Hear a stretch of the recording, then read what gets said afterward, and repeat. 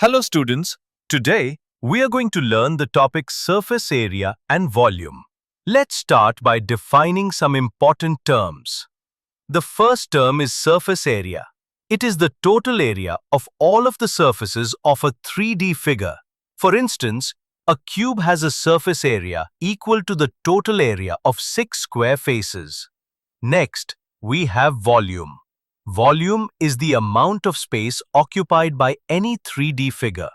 It's like imagining how many small cubes it would take to fill up the solid figure. Here is a table of surface area and volume formulas for cube, cuboid, cylinder, cone, sphere, and hemisphere. Let's revise them quickly before moving ahead.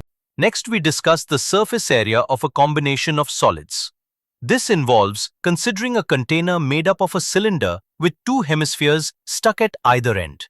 The total surface area of the new solid is the sum of the curved surface areas of each of the individual parts. Therefore, TSA of new solid equals CSA of hemisphere 1 plus CSA of cylinder plus CSA of hemisphere 2. Let's look at an example.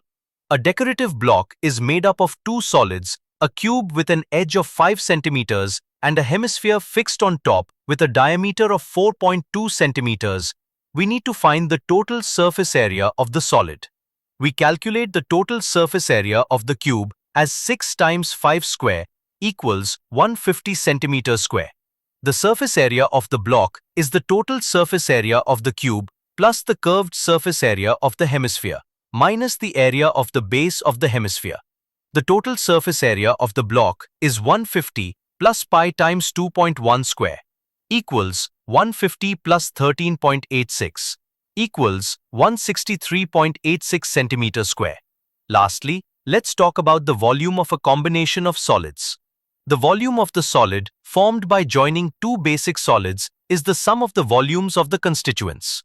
For this solid container, it would equal the volume of hemisphere 1 plus the volume of the cylinder plus the volume of hemisphere 2. Let's see an example to learn more about volume of combination of solids. A juice seller was serving his customers using glasses as shown in the figure. The inner diameter of the cylindrical glass was 5 centimeters, but the bottom of the glass had a hemispherical raised portion which reduced the capacity of the glass. If the height of a glass was 10 centimeters, find the apparent capacity of the glass and its actual capacity. Since the inner diameter of the glass equals 5 centimeters and height equals 10 centimeters, the apparent capacity of the glass equals pi r squared h, which equals to 196.25 centimeters cubed. But the actual capacity of the glass is less by the volume of the hemisphere at the base of the glass. It is less by 2/3 pi r cubed, which equals to 32.71 centimeters cubed. The actual capacity of the glass equals apparent capacity of glass minus volume of the hemisphere equals 196.25 minus 32.71 equals 163.54 centimeters cubed. We've explored various shapes, including cubes, cuboids, cylinders, cones, spheres, and hemispheres. We've also learned how to calculate their surface areas and volumes through engaging examples. Understanding these concepts is crucial for practical applications in real life. We hope you have understood this topic well.